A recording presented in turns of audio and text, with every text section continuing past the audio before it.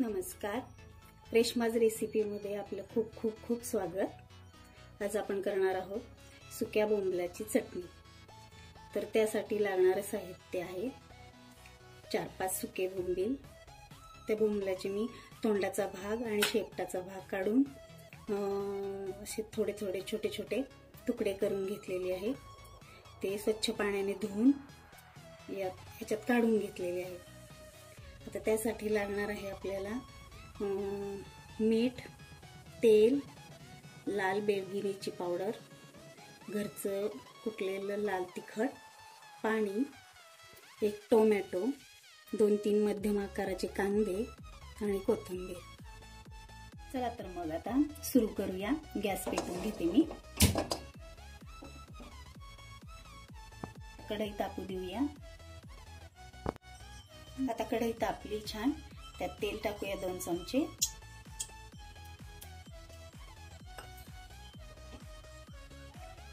तेल तापलं की त्यात आपण बोंबलाचे तुकडे टाकूया।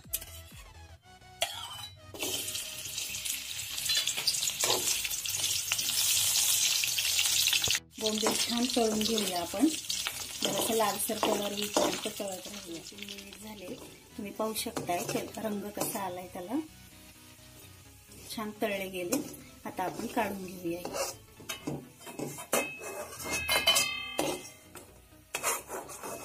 एका ताटलीत काढून घेऊया।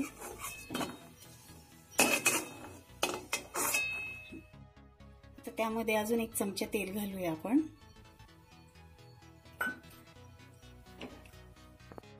आता तेल खूप तापलंय, आता त्यामध्ये आपण कांदा घालूया।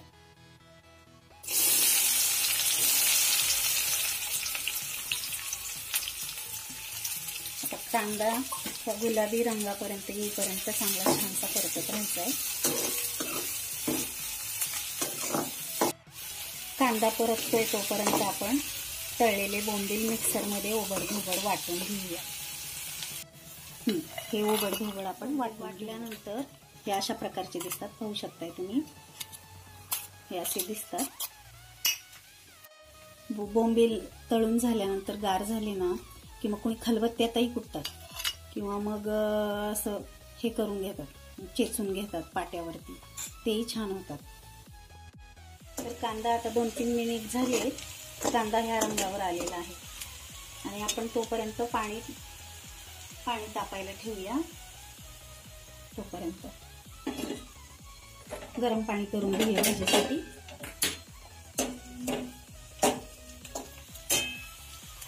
मी मगाशी तुम्हाला सांगायची विसरले, आलं लसूण पेस्ट त्याच्यात टाकायची, ती 1 चमचा आपण टाकून घेऊया। आलं लसूण पेस्ट टाकली ती आता त्यामध्ये छान परतून घेऊ आपण।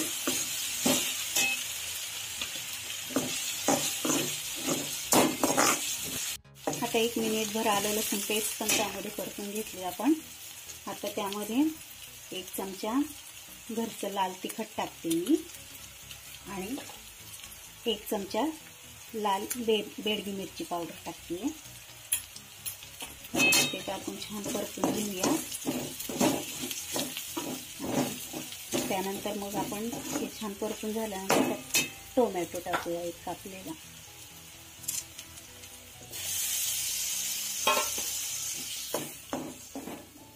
आता ना त्यात तेल सुटायला लागले, टोमॅटो छान त्यात हे झालेले आहेत, पाणी सुटले। आता थोडी हळद घालूया आपण,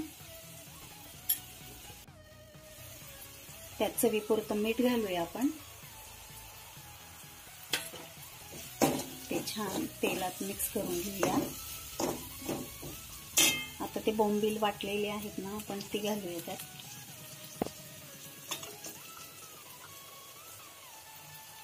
हे चांगलं परतून घेऊया। आता त्यामध्ये गरम झालेलं पाणी घालूया थोडंसं।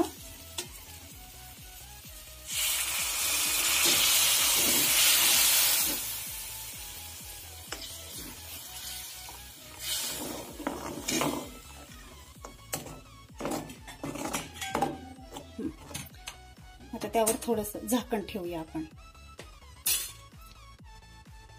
2 ते 3 मिनिट झाले, पाहूया आपण आता। छान रंगही आलाय, त्याला वासही सुंदर सुटलाय अगदी. अशा प्रकारे आता भाजी छान शिजलेली पण आहे. आपण गॅस बंद करून सर्विंग बाउलमध्ये काढून घेऊया.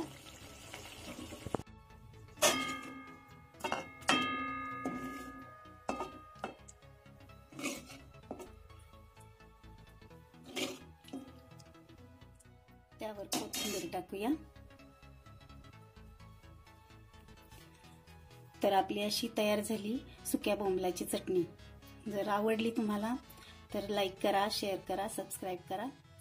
धन्यवाद.